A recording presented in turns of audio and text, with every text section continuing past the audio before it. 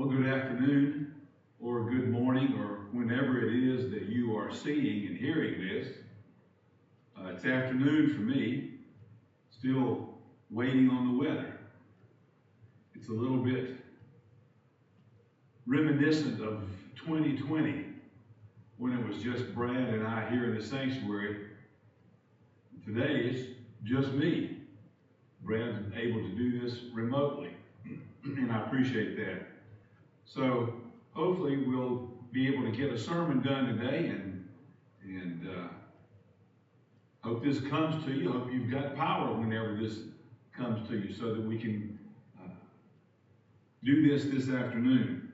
At any rate, I want to call your attention today to a passage in 1 Kings, 1 Kings chapter 19.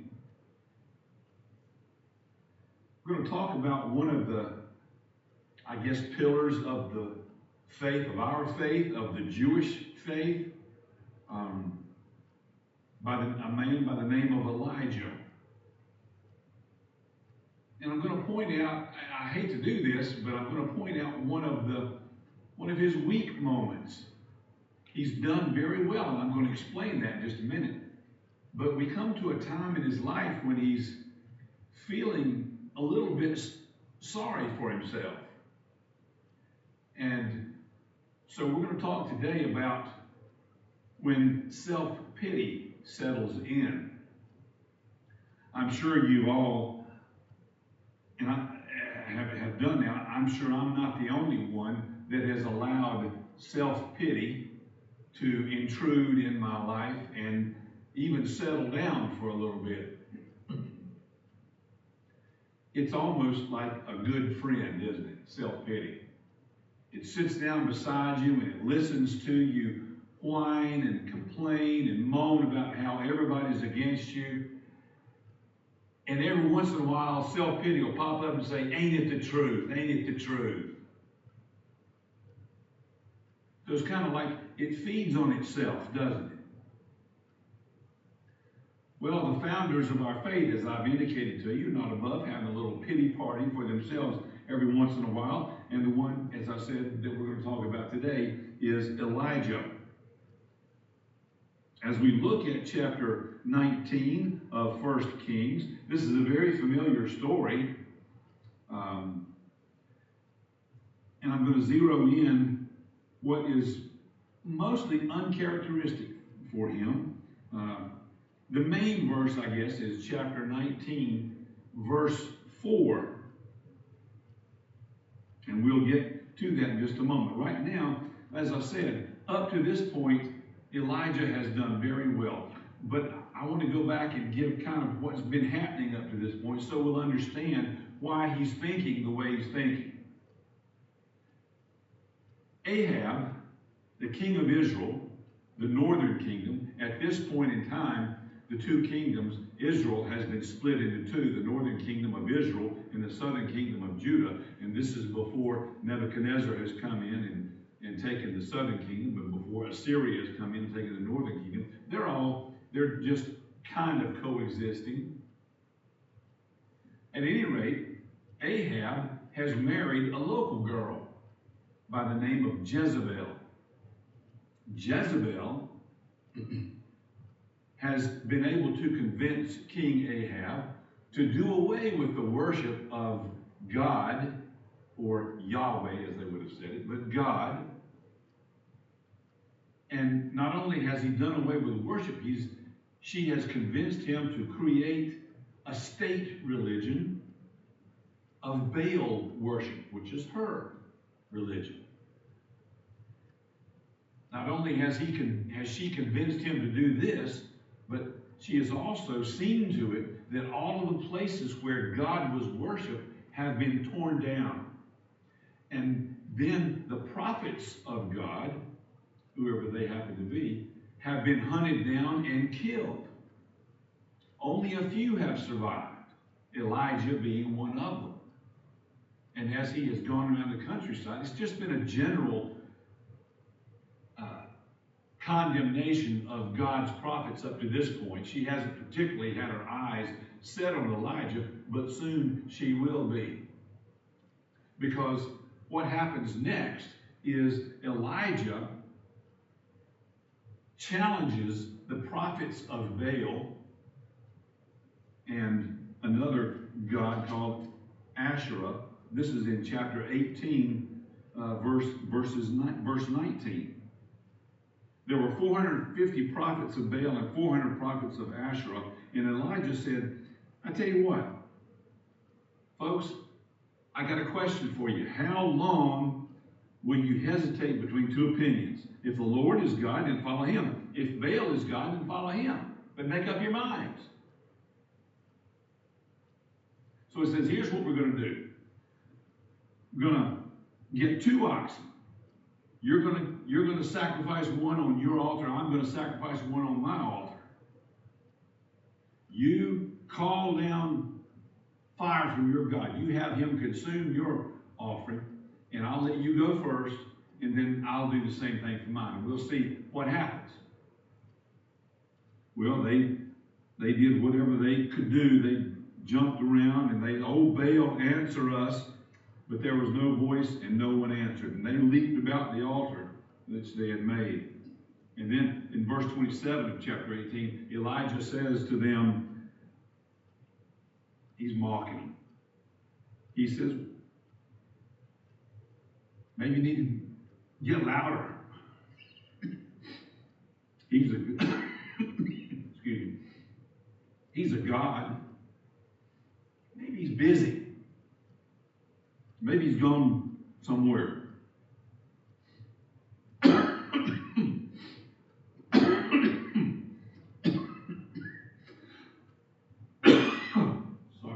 Sorry. Maybe he's asleep and you need to wake him up. So they got louder.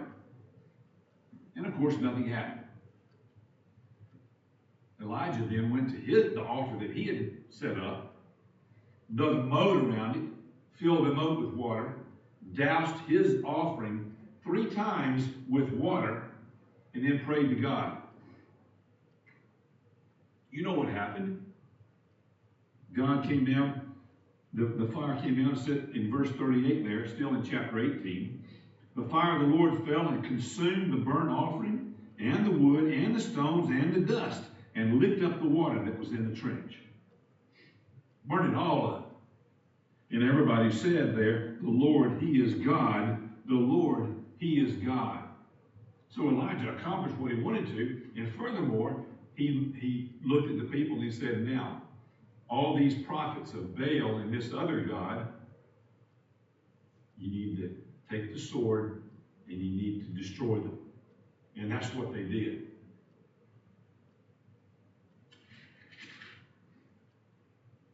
This was based on what it says in Exodus 22, verse 20, I believe, somewhere in there, that anyone who sacrificed to a false god would be destroyed. And so Elijah was just following the old law. Well, needless to say, this angered Queen Jezebel. And so she put out a contract on Elijah. She sent a messenger to him directly, as a matter of fact, that said, may the same thing happen to me if I don't kill you by this time tomorrow. So Elijah was afraid. The queen has noticed what he's done, and she's specifically going after him directly. So he runs away down to the southern kingdom, to a place called Beersheba. Leaves his servant there and travels another day's journey into the wilderness. So he finds a cave and he sits there. And in verse 4 of chapter 19, this is what he says. He says, it's enough now, Lord. Just take my life. Just go ahead and kill me. I've been working so hard. Look down in verse 10. He said, I've been very zealous for the Lord, the God of hosts. The sons of Israel have forsaken your covenant, and torn down your altars, and killed your prophets with the sword, and I'm all alone for me. And they seek to take my life to throw it away. So God, just go ahead and kill me. I've done all I can do, and look how it's turned out. I've worked so hard for you, and here I am, on the run, out in the wilderness, by myself in a cave. Well, this is somebody who's given up on his mission, given up on himself, and more importantly, he's given up on God. And what he's reduced to is just sitting by himself, moaning and bemoaning his fate. Bless his heart. Well, let's look and see why this attitude of self-pity is useless, and it's a little bit dangerous. Let's look at what is going on here. First of all, the attitude, I believe, that allows us to engage in this self-pity begins with an assumption, which is that if we do what God tells us to, everything will work out smoothly. Everything will work out just right. God will see to it that it works. And so whatever we try, whatever we do, we'll be able to do it, and everything will work out the way we want it to. You and I know better than that. Elijah knew better than that. But that's the only thing that can explain this attitude of self-pity. Otherwise, he knew, as all of us know, that if you do God's work, or not even God's work, if you simply just try to live a godly life, you will be opposed. You don't have to do anything wrong. You don't have to inject yourself into anybody else's business. But you'll be persecuted anyway. Paul says that in 2 Timothy, I believe it is. 2 Timothy 3, verse 12. He says that anybody who attempts to live a godly life will be persecuted. Not maybe. Not look out for this, it might happen. No, you will be. And you don't have to be a missionary or an apostle or a teacher or a preacher or anything like that. You just try to live a godly life and you'll be opposed. Somebody will take exception to what you do. And that's just the way it is. Jesus himself told us that the world's going to hate you because they hate me. Not because of anything you do, but because you associate yourself with me. They're going to hate you. They're going to persecute you. You're going to be opposed. We know this. There are many examples in the Bible.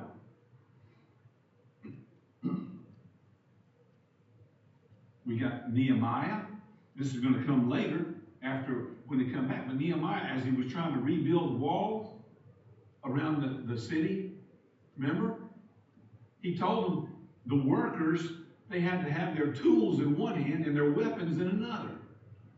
And the people that were against them, that they had to arm themselves against, were the people of the city. And you know about Moses.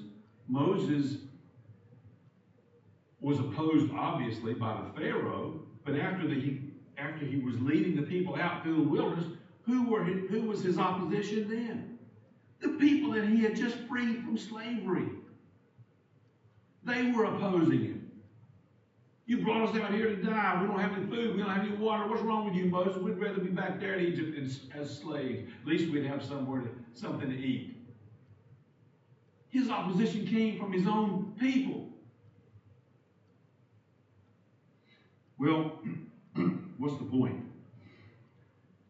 The Bible, in all its examples, and even speaking directly, is very clear.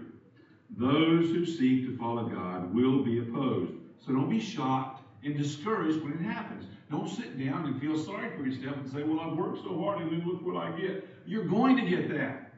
Know it ahead of time. You are going to be opposed. People are going to find fault. So don't sit under a tree and whine and moan that and you may as well quit and die because things didn't work out the way you want them to. And we have said that the opposition comes and is founded by Satan. But it's not as if he's going to appear in the doorway with a pitchfork. As I've said before, the thing that makes the opposition so discouraging is the fact that it comes oftentimes from people who are supposed to be on your side. Remember what Jesus said in Matthew chapter 9 or 10? I believe it's chapter 10. He said, those who oppose you, your enemies, are going to be the members, could be the members of your household. That's the discouraging thing, isn't it? You would think that our friends and family would get behind you and support you as you try to live this godly life, but oftentimes we're told that the opposition is going to come from them, from our friends and family. So don't be discouraged. Don't be pushed aside or feel like you're all by yourself if that happens. It's going to happen. How can we be encouraged? Well, one thing we can try to keep in mind as this happens is that it's happening to us not because we've done something wrong, but because we've done something right. The more you follow God, the righter you are, the more He's going to oppose you. If you're not doing anything for God's sake and not accomplishing anything, the devil's not going to pay you any attention. It's only when you are trying to live a godly life that he seeks to oppose you most strenuously. So I'm not telling you to look forward to that opposition or the persecution or whatever it is that he has cooked up for you. But just know that it comes because you're doing what you ought to do. You're following God.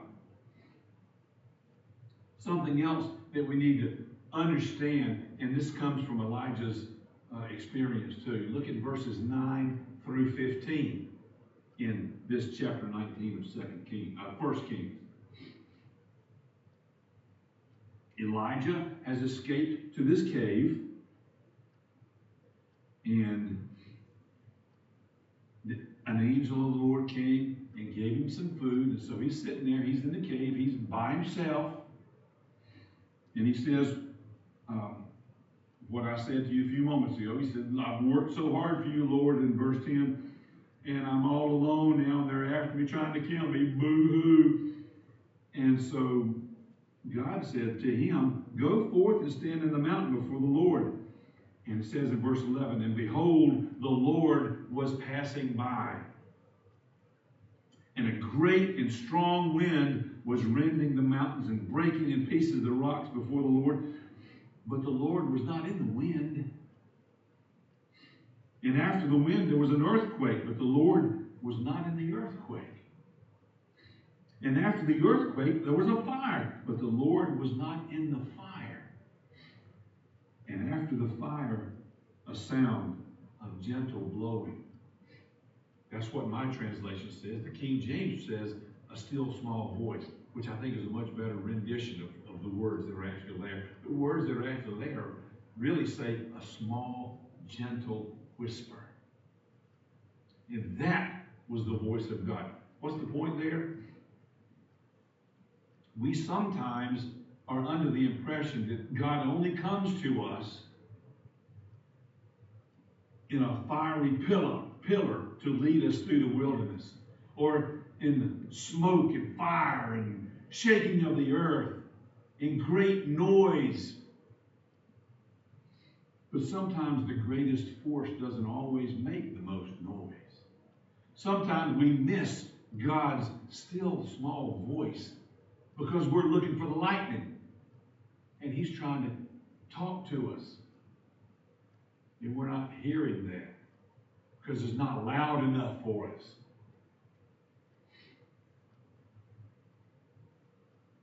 Oftentimes, we'd be better off as Elijah was forced to do, he's by himself in a cave.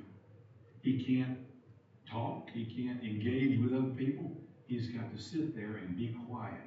And in that moment, after all these other things have happened, the wind, the great wind, and the earthquake, and the fire, and he's sitting there quietly, and he hears the voice of God.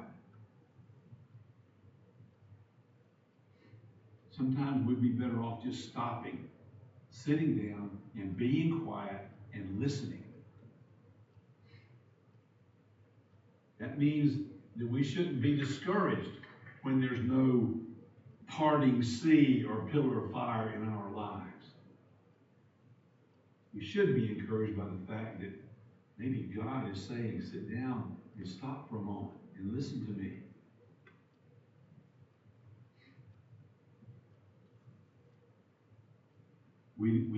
We shouldn't say, because there's no parting of the Red Sea for us, then God's not there.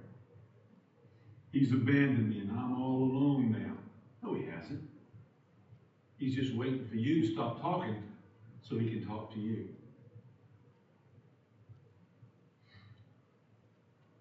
One last thing that I want to point out to us today, and that is, and this is a hard lesson to learn. This is a hard thing to hear. As an individual, as one person, I am not the center of God's universe. Well, what does that mean? Well, first of all, let's see where this thought comes from. Elijah has fled to the wilderness, and now he complains that he's all alone, and I've worked so hard, and it's only me who's fought the good fight, Lord, and now I'm here, and they're chasing me, and they want to kill me, and I just might as well just give up and quit. In other words, what is happening in Elijah's mind at this point is all about Elijah. His mission is failing. His life is in danger. His desires for the way things were going to turn out have not come to fruition. It's all about what he wanted, what he expected, what he could do. Isn't that how we get to the point of self-pity? We convince ourselves that the world has conspired against me, and their goal is to just make me miserable. What an arrogant thing to say. It implies that everybody out there has got you on their mind. That they are getting up in the morning thinking, how can I make Paul's life miserable? And that's just not so. I'm not the center of their universe. I'm not the center of God's universe. The hard truth is that me, as an individual, I'm expendable. But just because I may fail in my task, as Elijah thought he had failed, it doesn't mean God is going to fail. My success, what I do or am able to do, has nothing to do with what God is able to do. Does he want me on his side? Does he want me to help? Of course he does. He has made it his mission. That's the way he designed things. We are left behind after Christ left. We're left behind to do the witnessing, to do the telling about his salvation and who God is and who Jesus Christ is. That's our job. That's what he gave us to do. As imperfect and as horribly as we do it sometimes, that's what we're supposed to do. All of us. But if one of us fails in that, that doesn't mean God has failed. And so we don't need to say, oh, everything's lost now, might as well quit. No. I've learned the lesson from experience, not age, because there's a lot of older people who haven't learned this lesson yet. just from my personal experience, that people's lives and their actions out there are not merely reactions to what I've done and said. Very few people out there beyond this small community know who I am or care. So the world's not reacting to me just to make me miserable. It's not doing that to you either. God wants to use us. And he tells us, I think, the same thing that he told Elijah here. Look at verse 15. After Elijah has repeated again, I'm all alone and boo-hoo, Lord said to him in verse 15, go, return on your way to the wilderness of Damascus, and when you've arrived, you shall anoint Hazael king over Aram. And he goes and gives him some more instruction. In other words, he says, enough of this, Elijah. Get up and get back to work. Stop your whining. Stop complaining because they don't like me anymore. I've told you already, they're not going to like you. Some will. Some will feel very kindly towards you. But a lot of people are not going to like you. So don't complain when that happens. They're not going to like it. Those who seek to live a godly life will be persecuted. So don't let that be your excuse for quitting. You're feeling sorry for yourself. Reminds me of when Peter jumped out of the boat and tried to walk on the water. And here's the point. For Elijah, for Peter, for you and I today. Peter was doing just fine. Until what? Until he took his eyes off of Jesus, who was the center of his focus, should have been, and he started noticing the storm. And he started thinking to himself, you shouldn't be out here. This is crazy. He began to sink because he began to feel sorry for himself and realized that his ability was totally inadequate for the task. Well, it always was. As long as he kept his eyes on Jesus and recognized that it was the power of God that allowed him to do what he was doing, he was okay. But when he took his eyes off of Jesus and he started looking around and saying, I can't do this, woe is me, then that's when he sank. Elijah did the same thing. He was doing fine as long as God was the center of his efforts and what he was trying to do. But as soon as he became the center of his universe, and as soon as everything was related to what Elijah could do and what Elijah couldn't do, then he felt sorry for himself. And God gives us a little tough love here. He says, get up and go back to work. Well, this tends to happen to us. This self-pity tends to happen to us when we fail to recognize or when we underestimate God's power. As I said earlier, does he want us? Does he need us to be his hands and feet and his voice here? Yes. He has chosen to make it that way.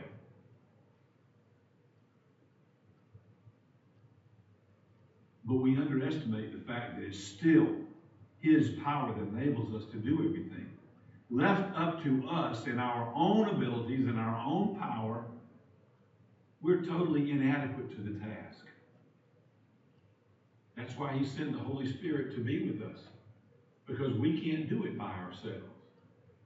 So let's stop being discouraged when we can't do it by ourselves. We already know we can't. So don't feel sorry for yourself. Don't engage in self-pity. Let's not leave God out of our thinking.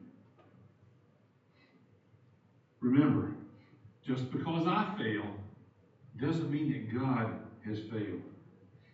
I think our tendency to self-pity can be properly addressed when we keep our relationship with God clear. That is, we are on God's side. He's not on ours. He is the leader.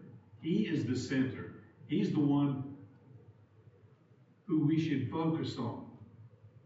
He's not following behind us, picking up the pieces and doing the heavy lifting when we ask him to. We're following him. So let's keep that relationship in order so that we know in whom we believe and on whom we depend. It's on God and his power, not on ours. So let's try to do away with as much of this self-pity as we can. Let's have a prayer. God, we thank you for this time. We thank you, dear Father, for your instruction to us. We thank you for the example, not only of Elijah, but of Nehemiah and Moses and King David, John the Baptist, and Jesus himself. Not to mention all the other apostles of the New Testament, who all faced opposition. Father, help us not to think of ourselves as something special that doesn't deserve to be opposed just because we're on your side. We know we will be. So help us not to be discouraged by that or to feel sorry for ourselves because of that. As a matter of fact, Father, this opposition is a sign that we're doing something right. Help us to see that and help us to remain focused on you and your mission, your power, and not ours. And maybe we won't be so tempted to feel sorry for ourselves when we do meet the opposition that we know is coming. Father, if there be any who would make a commitment to you